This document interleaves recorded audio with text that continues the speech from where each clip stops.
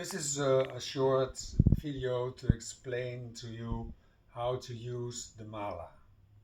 You put the mala in an infinite sign like this, and you put it on your index finger, left and right, like this.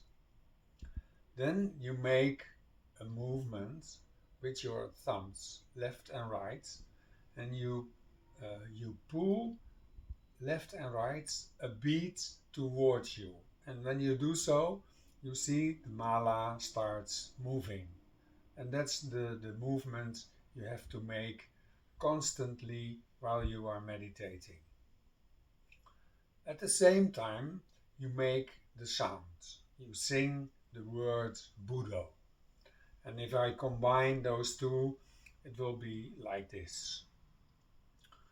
Buddho, Buddho, Buddho, Buddho, Buddho, Buddho, Buddho, Buddho, Buddho, Buddho, Buddho, Buddho. If you do it like this, you will be fine. Thank you for your attention.